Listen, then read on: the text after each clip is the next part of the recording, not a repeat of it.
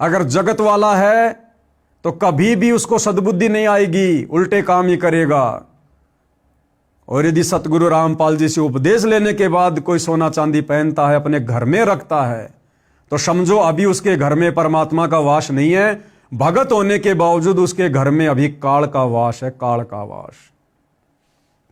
तो जहां सोना होता है या जो भाई बहन सोना पहनते हैं, वहां पर काल का वास है।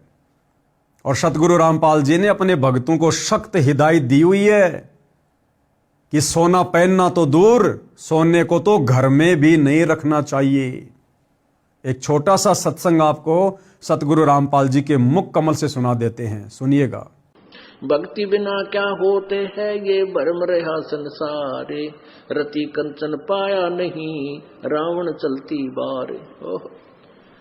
सर्व सोने की लंका थी, किसा को बद्दी था करके भक्ति सिद्धि प्राप्त रिद्धि प्राप्त करके, और सोने की लंका जैसे हम गारा की ईंट पका के और मकान बनाते हैं, वो सोने की ईंट बना के, छोटी छोटी ईंटें होती थी पहले, और उनसे सोने ही की वो गारा बना के और महल बनवा रखे थे उसने। इतना धनी था। और आप दौरे मुश्किल से 50-20 ग्राम 20 तोले सोना होगा थर दौरे, घोड़ा बुढ़ा सेठ होगा जिस पर 20-30-40 तोले सोना हो गया। कहते वो रति नहीं लेके गए, ग्राम भी नहीं ले जा सका, तुम कहां ले जा सकोगे और के कला तोड़ दोगे 40 तोले सोने में। ये तो खाम खागा सर दर्द है। सोना तो घर में बना रखना चाहिए आपने, और ना इसको पहनना चाहिए। क्या फायदा कान में डाल लिया, कान आंख नाक में डाल लिया, 36 पंगे कड़े बना लिए। परमात्मा ने इतना सुंदर शरीर दे रखा है, इस पर आडंबर करने की कतई जरूरत नहीं। इसे भगवान रुष्ट होता है। भगवान की भक्ति करें, चाहे किसा भी शरीर है, काला है, गोरा है, जैसा भी मालिक ने दिया है, इसमें हम परमात्मा पा सकते हैं। इस काया का गर्व ना करियो के काला के गोरा रे, और बिना भजन कुछ काम नहीं आवे,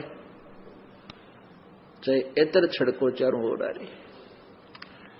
तो पुणात्मा धीरे धीरे, क्योंकि हम इतने इस सामाजिक माहौल में हम इतने गहरे चले गए कि वहां से वापस आना अपनी पटरी पे हमारे लिए कठिन हो रहा है। हम दलदल में धस गए।